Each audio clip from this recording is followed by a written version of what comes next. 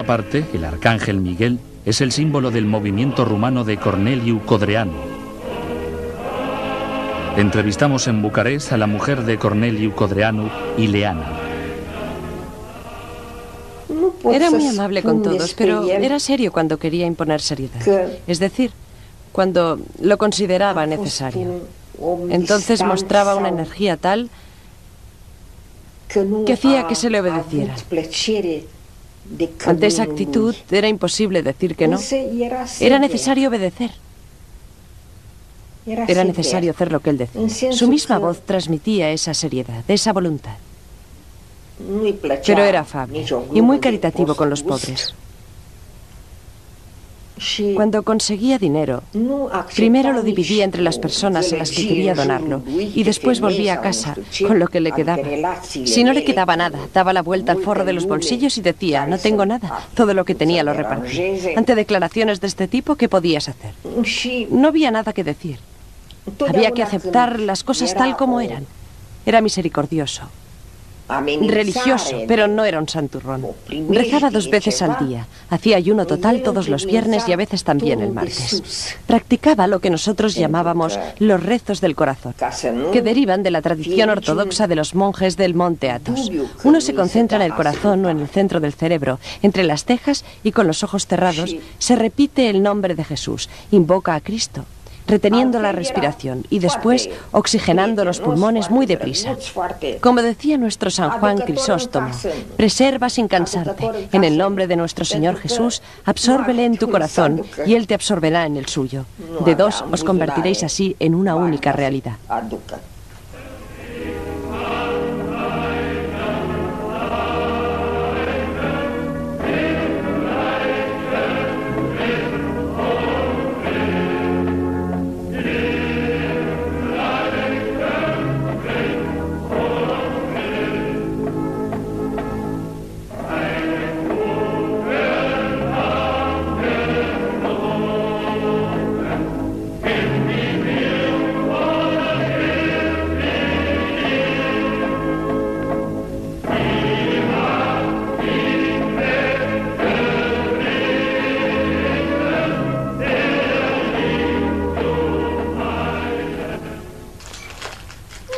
Cornelio era un santo. Todos percibían su delicado carisma.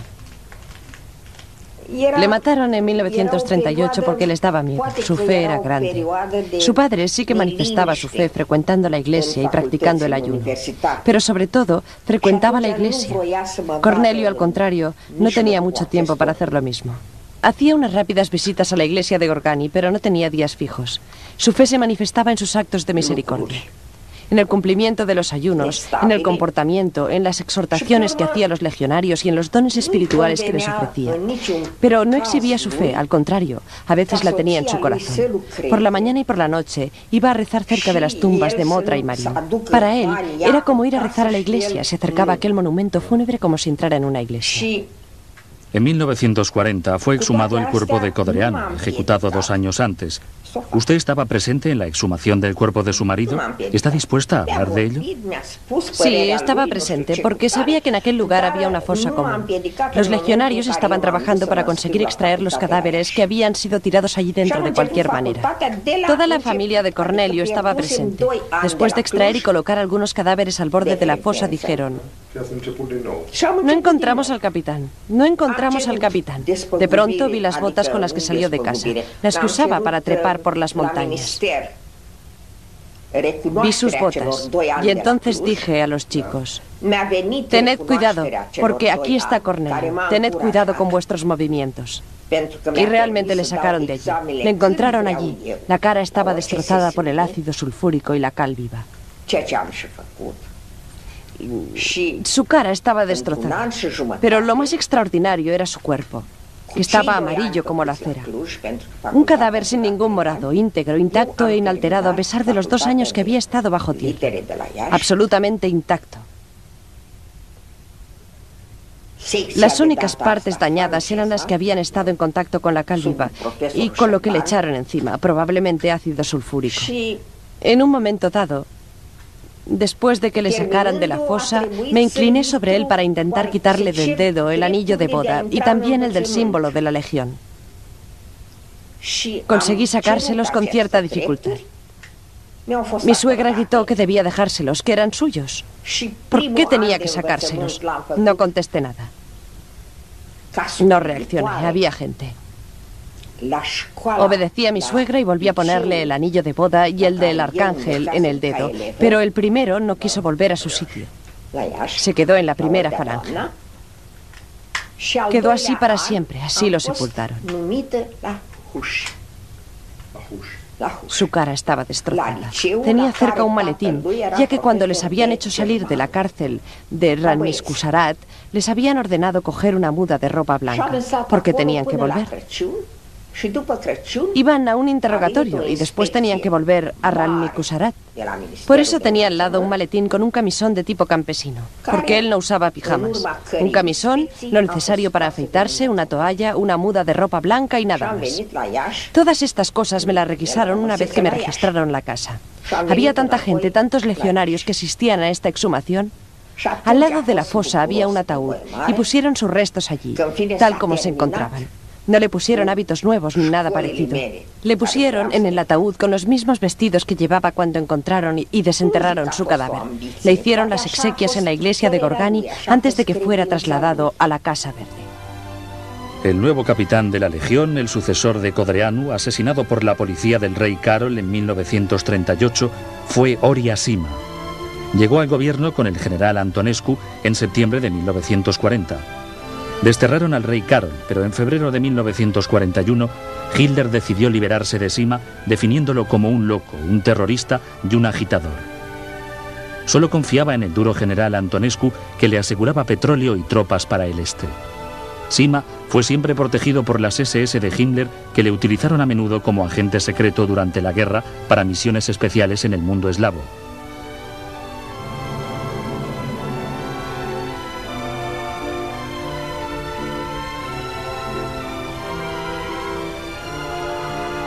En 1985 encontramos a Ori Asima en Madrid.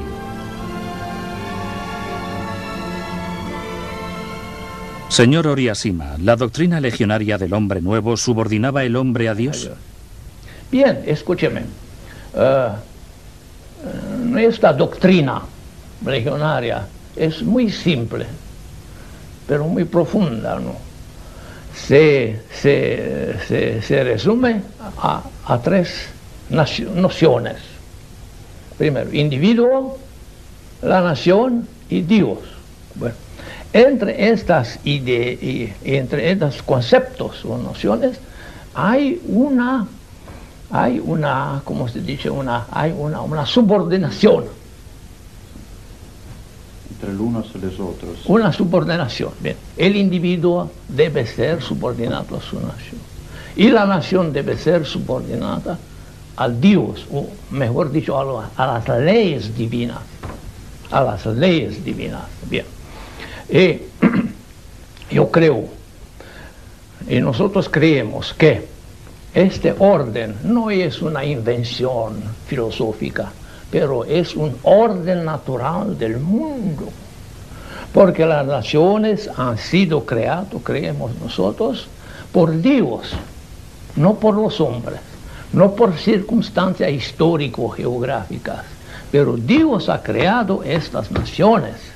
Y hay en la Biblia, en el Nuevo Testamento, hay decenas y decenas de pruebas que las naciones son creaciones divinas.